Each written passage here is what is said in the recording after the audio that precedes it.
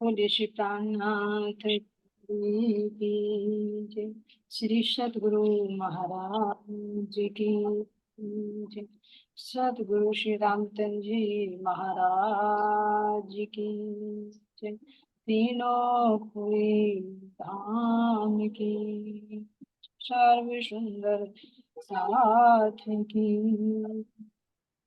बंदो सतगुरु चरण को गुरु सुबेग प्रणाम।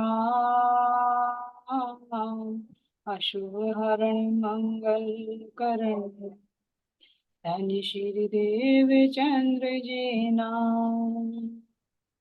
श्री प्राणीनाथ सतगुरु परम विनय करू प्रणाम। उभय विकट कपाट सुमरन जिनके नाम। श्री राम रतन सतगुरु मेरे काटो सकल कलेश। चरणों में करो वंदना हृदय करो प्रवेश। श्री प्राणीनाथ निज मूलपति सिर में राज शुभ नाम। तेज कुंवर श्याम युगल पल पल करो प्रणाम। आज पल पल करो प्रणाम। विश्राम प्यारे की प्राणाध्यात्म सुंदर जी आप सबके धाम हृदय में विराजित प्राण प्रियतम प्राण वल्लभ के नूरी चरणों में कोटि कोटि प्रेम। सुंदर जी राज्य महाराज जी की मेहर से अपने सतगुरु श्री रामचंद्र जी की तक सुन रहे हैं। तो कल की मीटिंग में सुंदर जी हमने सुना कि किस तरह से पिताजी तो गुजर जाते हैं, है ना, और फिर फ्लेग की बीमारी फैलती है तो वहां पर उनकी माता भी बीमार पड़ जाती है। फिर कोई पैसा ना होने के कारण, इलाज ना होने के कारण क्या होता है, आखिर में शरीर छोड़ देती है। तो किस प्रकार सुंदर साथ जी सुना कि जब उनके ताऊजी आते हैं, पूछते हैं कि भाई तुम्हारी माँ की हालत कैसी है, तो उन्हें नहीं पता था महाराज जी को कि उन्होंने शरीर छोड़ दिया है। बस वे बिस्तर पर लेटी हुई थी, मुंह खुला हुआ था क्योंकि मुंह के माध्यम से प्राण ऊर्जा निकली। लेकिन महाराज जी सोच रहे थे कि माँ बीमार है, लेटी हुई है, तो मुंह में पानी भरते चले। आखिर जब कुछ भी बहुत देर तक कुछ नहीं हुआ तो उनके ताऊजी अंदर ही गए और जब देखा कि शायद पर्दा वर्दा करती हूँ, इसलिए पहली बार तो उन्होंने बाहर से पूछ लिया कि भाई तुम्हारी माँ की हालत कैसी है।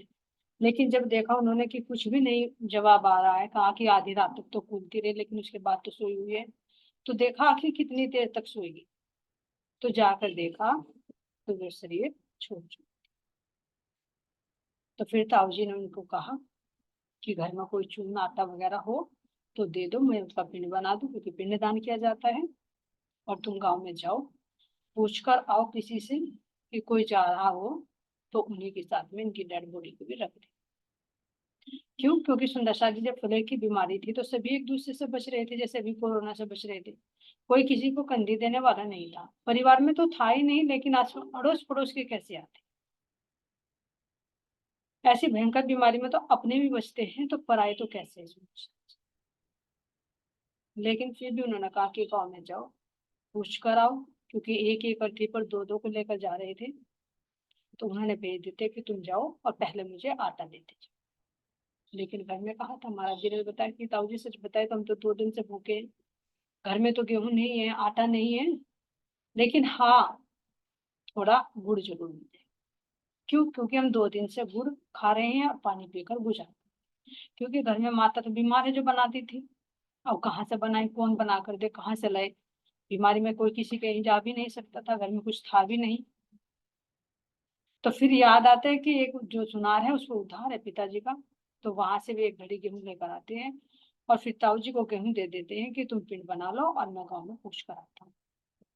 तो सुंदर साहब जी उनके ताऊ जी क्या करते हैं, गुड़ और गेहूं को ही बनाकर पिंड बनाते।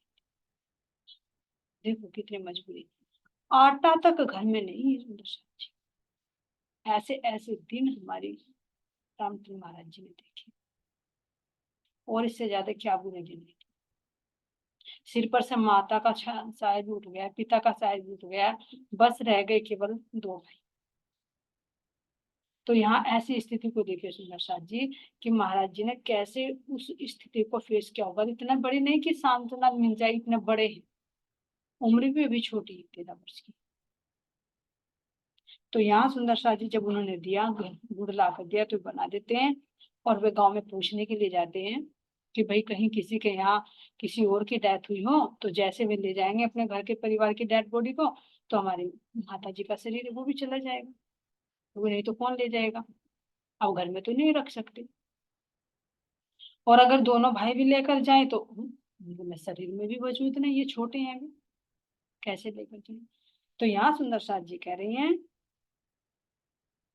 कि मैं गुड़ देकर चला गया, चले गए हम गुड़ लेकर, थमा दिए ताऊ जी को, गुड़ दे करके चले पूछने गड्डी के लिए माता को।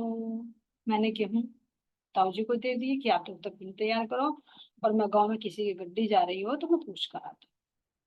अब क्या करें महाराज जी यहाँ पर, हमने एक द्वार पर जाकर उसकी कुंडी खटकाई, बड़ी देर के बाद द्वार पर बोली आकर एक माई। तो महाराज जी कह रहे हैं कि मैं एक घर पर गया पूछने के लिए, कुंडी खड़काई, कुंडी खड़का कर बहुत देर बाद एक माई निकल कर आई, और उसने कहा कि बता तू क्यों आया है। तो महाराज जी ने कहा, जैसे उन्होंने को पूछा झट से बता, तो महाराज जी ने भी झट से कह दिया कि तुम्हारे यहाँ कोई मरा है क्या। देखिए, अब ऐसे बात सुनकर तो उसको गुस्सा आया, तो वो उल्टे सीधे शब्द बोलकर महाराज जी कहने लगे कि चला जाए यहाँ से, यहाँ मरा मनाता हो, तेरे मरे हमारे क्यों। क्यों कहा उन्होंने ऐसे सुंदर सच, क्योंकि शब्दों को संवार कर बोलना बहुत अनिवार्य है। तो महाराज जी तो जब छोटे थे तो उनके तो अंदर जो उसने कहा कि झट से बता, तो उसने झट से बता दिया। उन्हें क्या पता था कि मतलब भाई इनको ये बात फीलिंग होगी। तो उन्होंने कहा था कि आपके यहाँ कोई मरा है क्या। तो वो तो उल्टा सीधा जवाब देकर कहने लगी कि चला जाए यहाँ से, है ना, तेरे मरे हमारे क्यों मरा मरा। और जबकि सुंदर साथ जी ऐसा कोई घर नहीं होता जिसमें किसी का कोई मरता नहीं, लेकिन फिर भी किसी के यहाँ कहे तो वो कितना बुरा लगता।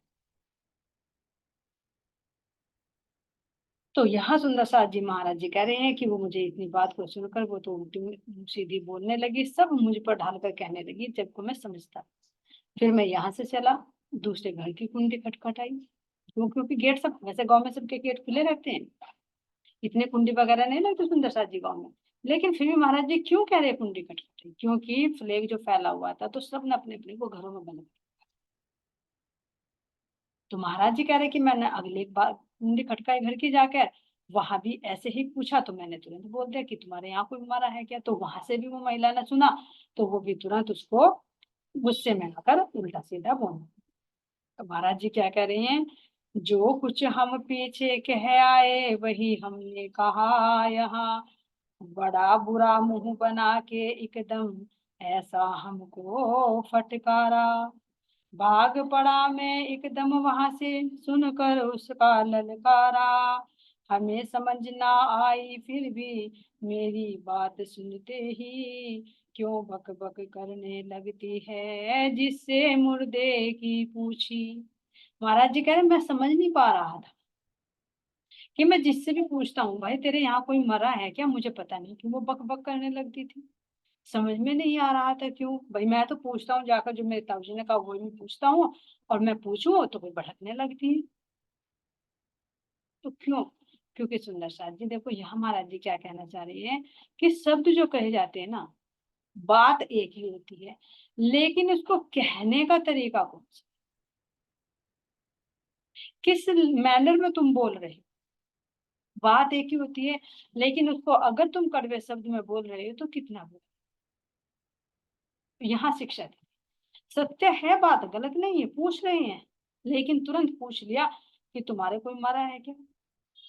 अगर ये पूछ लेते भैया आपका सब कुशल मंगल है, ठीक ठाक है, अगर ठीक ठाक ना होते तो अपने आप ही बता देते। तो महाराज जी को तो पता था सुंदर साथ जी ये हमें शिक्षा देने के लिए बता रहे, जो हम उल्टे सीधे शब्दों को बोल देते।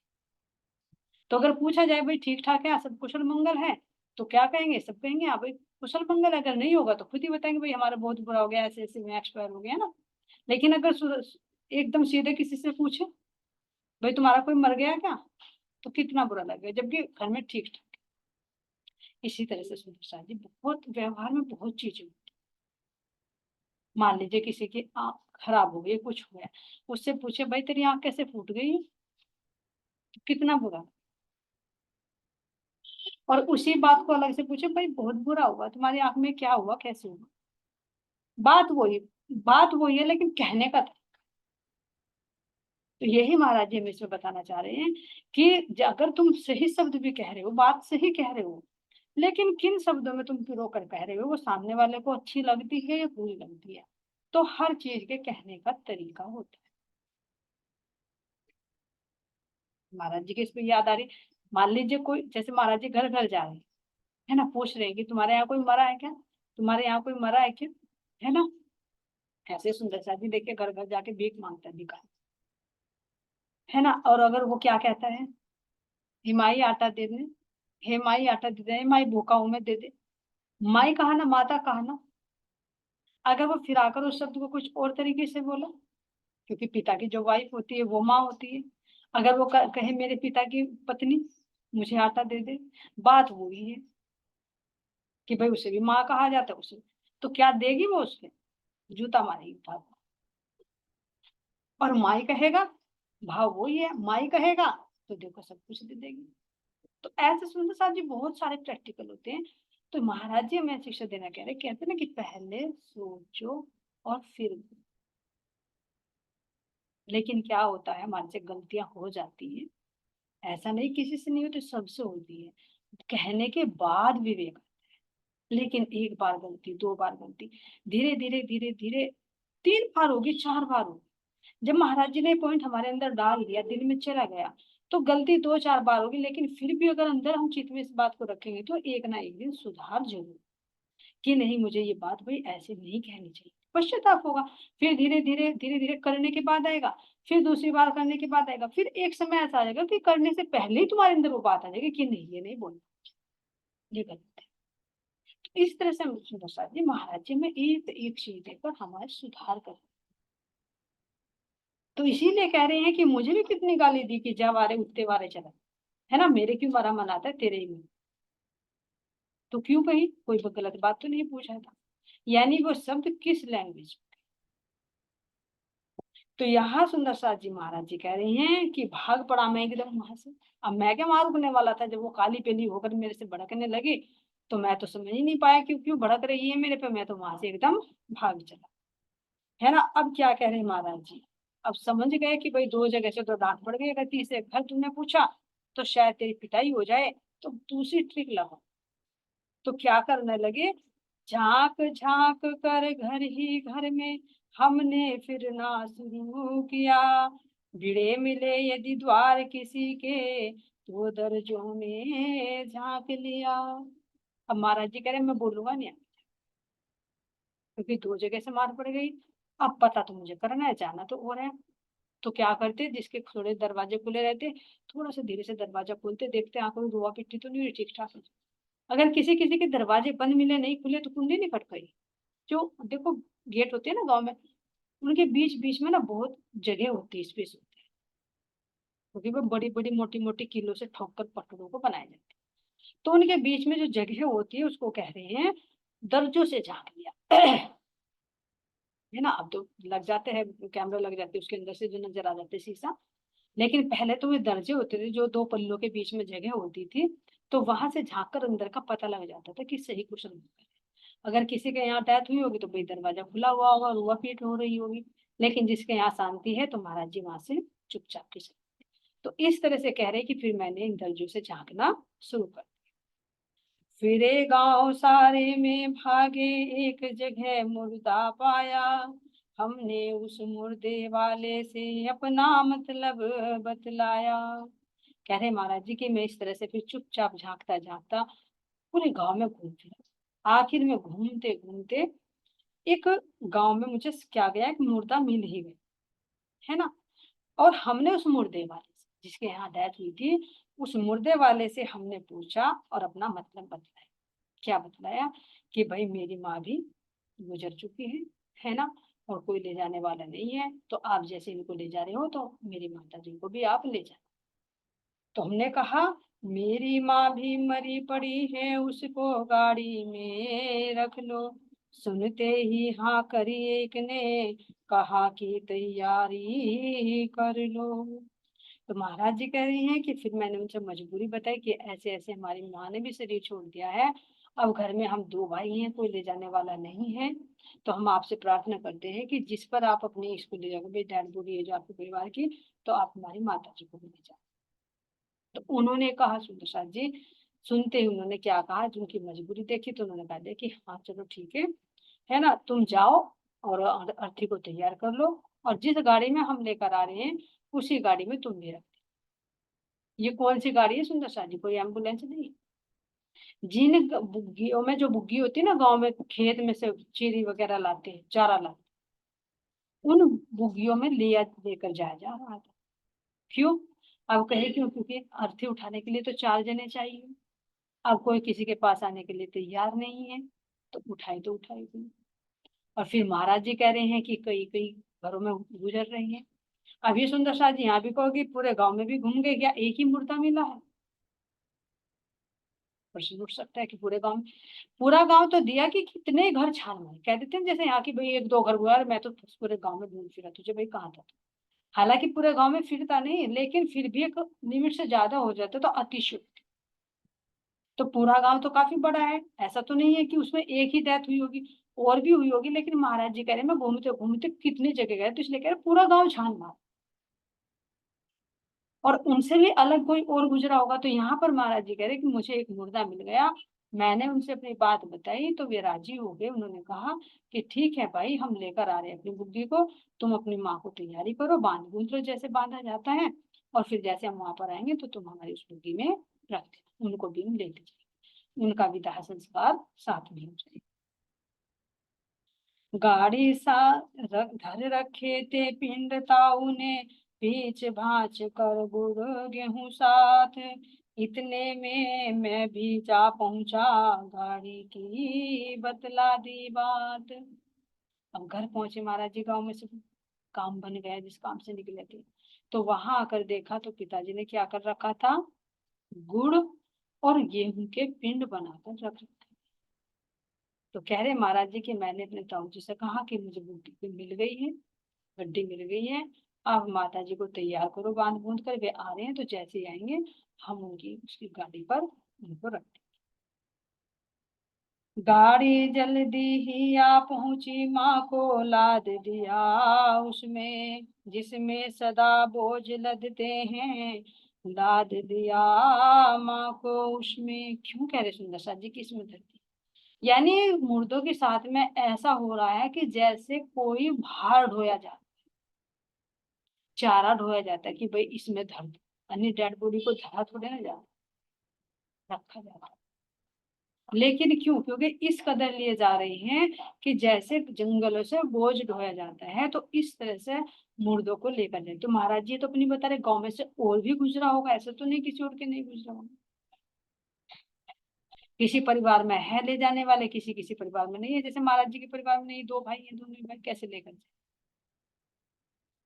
अब ये देखे जब आटा भी नहीं है, तो अब दाह संस्कार में भी कितनी चाहिए, सामग्री भी चाहिए, घी भी चाहिए, लकड़ी भी चाहिए, है ना, वस्त्र भी चाहिए, ये चीजें तो चाहिए ही है, कहाँ से व्यवस्था? तो ये सोचेंगे कि जैसे एक अर्थी पर रख दिया तो एक एक अर्थी पर दो दिन मछली काम बन जाए, है ना। अभी देखो कह रहे कि अरे ऐसा हो सकता है कि उसके साथ में, मुर्दे के साथ में, अभी देखो कोरोना काल में कैसा हुआ, मिट्टी के तेल डाल डालकर भट्टियों तक में डेड बॉडी को फूंक दिया गया। अगर कोरोना का पॉजिटिव कहीं हो गया हॉस्पिटल में, उसके प्राण निकल गए, तो वही फैक्ट्री में डाल डाल कर जला दी गई सुनकर, क्योंकि फिर उसके अंदर कोई मतलब उस शरीर के प्रति ये नहीं रहा कि ये अपना है, उसके प्रति तो रहा है कोरोना है, तुम्हें भी इफेक्टेड कर देगा, इसलिए जिस तरह से भी हो उसका फेंक दो उसको। ये वैल्यू है सुंदर साहब, जिस शरीर की हम इतनी कद्र करते हैं ना, और जिनका जिससे काम चलता है वो भी इतने संवार कर रखता है ना। ये देखो कि इसमें से प्राण निकलते इस शरीर की क्या वैल्यू। कुछ नहीं, महाराज जी कह रहे यही भूत बन जाता है, ये अछूत हो जाता है, इसी के अंदर से दुर्गंध आने लगती है। जो इतने परफ्यूम लगा लगा कर इसे सुगंधित बनाते हैं, तुरंत 1 घंटे के बाद ही नाक मुंह सब बंद कर दिया जाएगा। क्यों? क्योंकि कभी अंदर की दुर्गंध बाहर निकल जाएगी। ये देखो क्या है, मांस का लोथड़ा है, गंदगी का ढेर है जिसके लिए हम काम वासना में मोह में कितने ग्रसित हो जाते हैं, अंधे हो जाते हैं। और देखिए इसको सुंदर शादी महाराज जी कह रहे कि ऊपर से ये स्किन पर लगा दिया, आवरण ढक दिया, और अंदर अगर जरा से चीर कर देखे तो इसमें कितनी गंदगी गंदगी भरी। 9 के 9 द्वारों से महाराज जी कह रहे हैं कि 9 के 9 द्वारों से मल बहता है। तो अब ये देखो जिसके 9 द्वारों से गंदगी निकल रही तो अंदर कितना गंदगी का ढेर होगा। ये असलियत है इसकी। कितना सुगंधित पकवान खाते हैं, भोजन खाते हैं, लेकिन इसका स्पर्श पाते ही वो कितना दुर्गंधित हो जाते हैं 5-6 घंटे में ही। 5-6 घंटे तो क्या, ये 1 घंटे की बात करें, 1 घंटे की, आध घंटे की, अगर खा के तुम्हें वोमिटिंग हो गई तो फिर देखो तुम्हें कितना बुरा लगता है वो जो सुगंधित पकवान थे। किसके कारण? क्योंकि इसके अंदर गया ना, इस बॉडी के अंदर गया, तो अंदर कितनी गंदगी है ये महसूस करे। तो महाराज जी ने ऊपर से ढक दिया। अगर इस गंदगी को खुला रख दे तो फिर कैसे व्यवहार चलेगा? ये तो ढक दिया, लेकिन इस ढके हुए पर अंदर जो इसमें गंदगी भरी हुई है, हम ऐसे ऐसे मोह में ग्रसित हो जाते हैं सुंदर साथ जी, कि जो नहीं कार्य करना होता ना, वो कार्य भी हम कर जाते हैं, जिसका बाद में जीव को बहुत पश्चाताप करना है।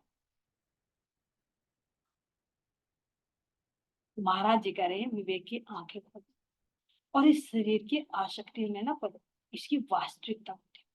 अब तक फंसते आ रहे हैं, अब तक फंसते ही आ रहे हैं। तो अब महाराज जी कह रहे हैं कि इसमें फंसो मत, ये देखो इसकी वास्तविकता, कोई गंदगी के ढेर के अलावा कुछ नहीं है। इसकी गति भी कैसी होगी देखो, जैसे उत्पत्ति होती है ऐसे इसका अंत होता है। गंदगी से इसकी उत्पत्ति होती है, गंदगी में इसका अंत हो जाता है। किस किस योनियों में भटकता है। लेकिन इस जीव को थोड़ा सा तो लगता है थोड़ी सी भी दुर्गंध आ गई तो परफ्यूम लगा दे, है ना, घर में भी आसपास में सुगंधित कर ले, लेकिन अंदर कितनी दुर्गंध भरी हुई है। ये बना किस दुर्गंध से है? जो जीव इसके अंदर 9 महीने तक उल्टा लटका रहता है, किस किस योनियों के किस किस गर्भ में जाता है ये देख। तो महाराज जी कह रहे हैं कि इस गर्भ से ना छुटकारा पाने का यू ही अपनी आंखें खोल और इस मोह के बंधन को तो इंसान से इंसान सुंदर साथ जी, हम तो जानवर पर भी मोहित हो जाते, कुत्तों पर मोहित हो जाते हैं। तो महाराज जी कह रहे हैं ये जानवर वृत्ति नहीं है तो क्या है? क्योंकि इंसान है तो विवेक होना चाहिए। करो, ये नहीं कि किसी का डंडा मारो, जितना हो सकता है करो, लेकिन मोह में ही निर्लेप रहे। चाहे वो परिवार का हो, चाहे वो पुत्र हो, चाहे पति हो, चाहे कोई भी। अगर महाराज जी कह रहे हैं कभी कभी अगर मन भ्रमित भी होता है सुंदर रूप को देखकर, क्योंकि एक तो बाहर से परमात्मा ने ढक दिया, गंदगी अंदर कर दी, बाहर से बढ़िया स्किन का लेप लगा दिया, कुछ किसी को गोरा बना दिया, कुछ ऊपर से सुंदर श्रृंगार कर लेते हैं, कुछ इस पे ऐसी खुशबू लगा लेते हैं जो मन को आकर्षित करता है। तो महाराज जी कह रहे हैं अगर ऐसी सिचुएशन बनती है तो जो उसका चेहरा है ना, उसके चेहरे पे अगर कपोलों पर भी ध्यान जा रहा तो उसके कपोलों पर से वो उखाड़ कर तो देखो, क्या फिर भी तुम छू पाओगे? जिस रूप पर तुम्हारा रस जा रहा है ध्यान, तो उसको जरा सा चीर कर तो देखो, क्या तुम छू पाओगे? जिसके होंठ तुम्हें अच्छे लग रहे हैं, उसके होंठों के अंदर से निकलती हुई उस गंदगी को तो देखो। तो महाराज जी कह रहे हैं कि तुरंत विवेक के नेत्र और उसके पीछे, पर्दे के पीछे जो छिपी हुई सच्चाई है उसको देखो, तो कभी भी तुम गलत कार्य की तरफ अग्रसर नहीं होगे। तुरंत मन भी अगर विचलित होता है ना, तो मन को वो बुद्धि वही की वही रोकती। क्यों? क्योंकि विवेक के नेत्र खोलो, तुरंत देखो अरे ये क्या है, तो गंदगी का ढेर है, ऊपर से लेप लगा दिया। अगर रूप देखना है तो मेरे धामधनी का रूप देखो, जो अंदर से भी ऐसा ही और बाहर से भी ऐसा नूर में ही है, हमेशा सुगंधित है, हमेशा आनंद से भरपूर है, कभी मरने मिटने वाला नहीं, ये दुखदाई है।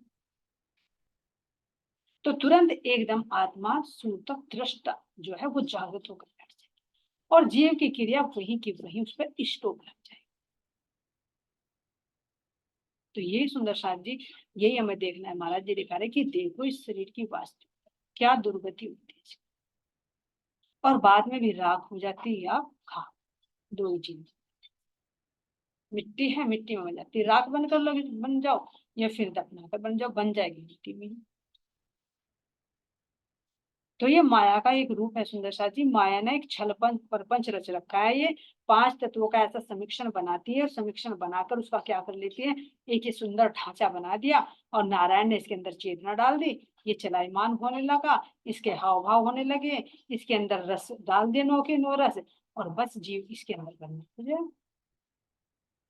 ये है छल, रूप रस छल बल अकल, ये माया का पता। कहाँ से? परम धाम से ही इसकी नकल, क्योंकि वहां तो नूर ही तन है, चेतन है। अक्षर ब्रह्म उसको जो देखता है उसके बेहद मंडल में भी। लेकिन जब वो बनाएगा तो कैसे बनाएगा, ये मिटने वाला उसकी नकल।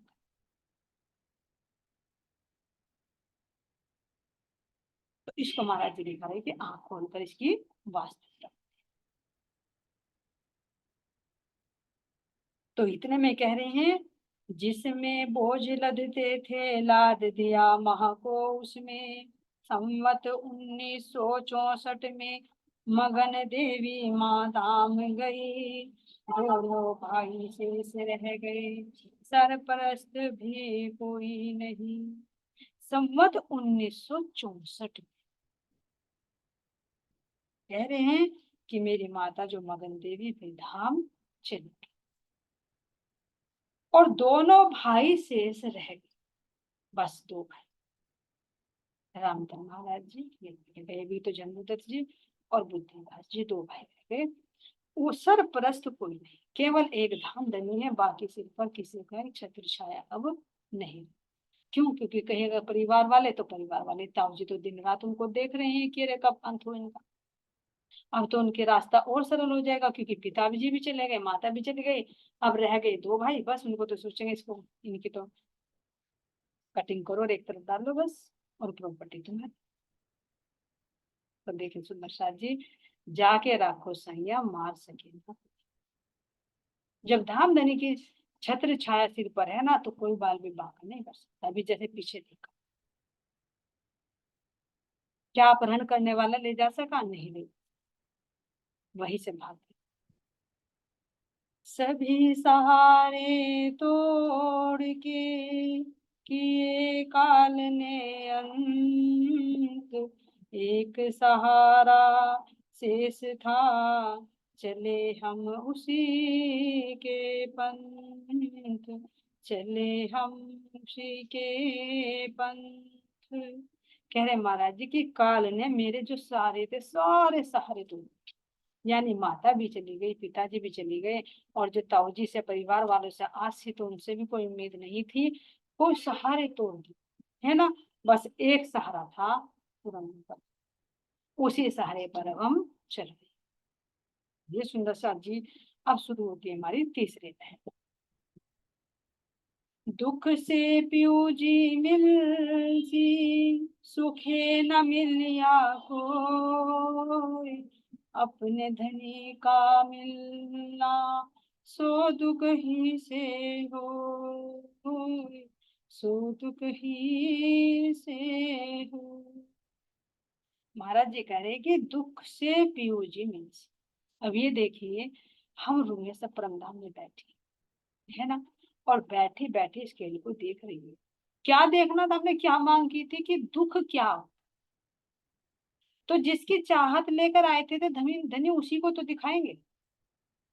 तो दुख की चाहना लेकर आए थे, तो अब यहाँ दुख नहीं मिलेंगे तो क्या मिलेंगे? और है ही ये दुखालय, है ही ये दुखों का घर। तो यहाँ पर जितने भी दुख आएंगे, सही पूछे तो वो धाम धनी की तरफ से वो कृपया होती, मेहर, आत्मा पर वो मेहर होती है। लेकिन सुंदर शादी जब जीव पर आता है ना, तो जीव बिलखने लगता है, सहने लगता है, उसको दुख अच्छा नहीं लगता।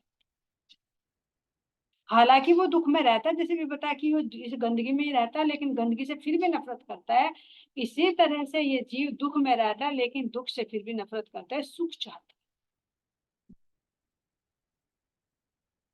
तो महाराज जी कह रहे कि जब दुख आता है तो धनी का मिलना दुख से ही होगा। कौन से दुख से होगा? जब संसार में कोई अपना नजर नहीं आएगा और फिर याद आएगी कि आखिर मेरा अपना कौन है, तो धाम धनी की तरफ जाएगा कि मेरे तो एक परमात्मा है, तो फिर उस परमात्मा की तरफ की लगन रहेगी।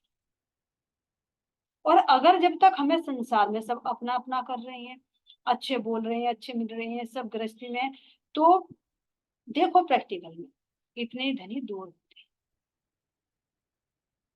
तो जीव को तो जैसे मधारी थोड़े से कष्ट आया, थोड़ा सा दुख आया, क्योंकि धनी को अपनी तरफ खींचना था, है ना। तो जीव क्या करता है, तुरंत मेरे का पाठ ले लेने लगेगा, विरह के प्रकरण करने लगेगा, धनी से विनती करने लगेगा, ये धनी मेरे से तो बड़ा बहुत कष्ट हो गए, मेरे साथ में क्यों ऐसा होता है, मेरे साथ में क्यों होता है, मैं तो तेरी भक्ति करती हूँ, फिर इतने दुख क्यों आते हैं। लेकिन धामधनी कह रही कि तू नहीं समझ रही, यही तो तूने मांगा था, इसी देखने के लिए तो तू आई, और इसी से तू मेरे नजदीक आई। तू मुझे ये भी कहती है कि मुझे अपने पास बुला ले, और बुलाने का मैं तरीका अपनाता हूँ, तो फिर तू चीखती कि मुझे धनी दुख क्यों देती, क्यों दे दिए। लेकिन इंद्रावती नहीं चुकी। इंद्रावती तो कहती है कि मैं तो अपने दुख को बुलाती हूँ, दुख सबन को खात है, दुख मेरो आहार। तो इतनी पक्की बन चुकी ना सुंदर शाम जी इंद्रावती, तो ये है अंदर की मेहर। चाहते तो हर कोई है कि धनी मिले, धनी मिले, लेकिन यहाँ एक कंडीशन लगा दी कि धनी मिलेंगे तो दुख मिलेगा, दुख से धनी मिले। कह रहे हैं दुख से पीऊजी मिलसी, सुख में ना कहा, सुख है ना मिले कोई, और हम चाहते हैं कि सुख मिले, तो दो अपोजिट बात कैसे हो जाए। इसीलिए खेल लंबा हो रहा है। राज्य महाराज जी में खुद सोच रहे कि खेल में तो मैंने भेजा, लेकिन मुझे घुमा दिया इन्होंने। तो मैं कह रहा हूँ कि दुख से मिलेंगे, और मैं दुख दूं तो ये कहती है धनी दुख मत दिए दे, मुझे तो सुख चाहिए। अब कह रहे अगर सुख दो तो तू मेरे से दूर हो जा, और तू फिर अंदर से कहती कि धनी मेरे पास आ, और मेरे पास आएगी तो तुझे दुख देना पड़ेगा। अब मैं करूँ तो करूँ क्या, इसलिए खेल लंबा हो। दुख मैं देना चाहता हूँ, दुख तू लेना नहीं चाहती, फिर ये तू चाहती कि मेरे पास आ जा, मेरे पास आने का साधन तो अपनाती नहीं। तो महाराज जी कह रहे हैं यहाँ पर जीव को दृढ़ करना पड़ेगा कि अगर मुझे यहाँ कोई भी दुख मिल रहा है तो ये समझे मेरे धनी की तरफ से ये कृपया रूपी हवा का झोंका, मुझे इसको रोकना। जो रखो तो धनी, फिर तो धनी के ऊपर छूट, चाहे दुख आ रहा है चाहे सुख आ रहा है, फिर जो भी अच्छा करेंगे वो अच्छा ही करेंगे। तो ये सुंदर साथ जी कह रहे हैं कि दुख से पीयूजी मिलसी, सुखी ना मिलिया कोय, और अपने धनी का मिलना सो दुखी से। अगर धनी से मिलना है तो दुख उठाना, अगर धनी से मिलना है, धनी की मेहर लेनी है, तो दुख उठाने पर, क्योंकि दुख ही असली मेहर। बाहर के सुख तो जहर है, बाहर की मेहर तो जहर है दुख, यहाँ की जो। और जो धनी की मेहर अंदर की बातुनी है, उसमें तो दुख ही दुख नहीं। अब चॉइस हमारी है, क्षणिक सुख चाहिए या धनी का में आनंद चाहिए। भाई यहाँ के क्षणिक सुख है, और एक तरफ धनी का सुख है, धनी है साक्षात। तो अब क्या चाहते, लेकिन हम दोनों चीज मांगना चाहते कि यहाँ के सुख भी मिल जाए और धनी, लेकिन महाराज जी कह रहे कि ऐसा नहीं हो सकता। प्रेम गलियती सांकड़ी या में दो ना सम है। ये प्रेम रूपी गली तो बहुत सांकड़ी है, इसमें माया और ब्रह्म दोनों नहीं समा सकते। ये तो धनी का प्रेम या माया की इच्छा। तो यहाँ कह रहे हैं दुख बड़ो पदार्थ जो कोई जाने है, साथे सुख को छोड़ के दुख ले सके सो ले। दुख बड़ो पदार्थ, दुख बहुत बड़ी चीज है, बहुत बड़ी चीज। जो कोई जाने एहे, जो कोई इसको जाने ना, इसकी कीमत को जाने कि दुख बड़ी अमूल चीज कैसे है। दुख तो सबको मिलता है, लेकिन जो धनी की तरफ से हुक्म से आता है वो हमें अपनी तरफ खींचता है। एक दुख में बिगड़ता है जीव। दुख आया तो कोई ड्रिंक करने लगेगा, कोई घर छोड़कर चला जाएगा, कोई आत्महत्या कर लेगा, ये वाला नहीं। जो धनी की तरफ से होता है, जो धनी की तरफ को बढ़े इस दुख से, तो वो दुख बड़ी अमूल्य चीज है। कि यहाँ से दुख मिला और धनी की तरफ वो भागे। पहले क्या होता सुंदर साथ जी, अज्ञानता में जब थे, अगर घर वालों ने कुछ कह दिया तो क्या होता था, अरे ससुराल वाले अच्छे, और ससुराल से कुछ अनबन हो गई, मैं तो अपने मायके चली जाऊंगी। अरे वहां क्या तो कौन सा सुख मिलने वाला है। अगर चलना ही है, दुख से बचना ही है, तो अपने धनी की तरफ को चल। तो वो बड़ा पदा जो धनी से बिछुड़ने का एहसास करा दे, यहाँ का दुख मिला और तुरंत धनी की याद आए, हे धनी आपने मुझे यहाँ क्यों डाल दिया, कब लेकर चलोगे, है ना। और अपने अंदर संकल्प ले ले कि मैंने इतने दिन खो दिए इसके साथ, में अब नहीं खोऊंगी, अब नहीं खोऊंगी। तो उससे कुछ सहूर आ जाए तो बहुत बड़ा पदार्थ है।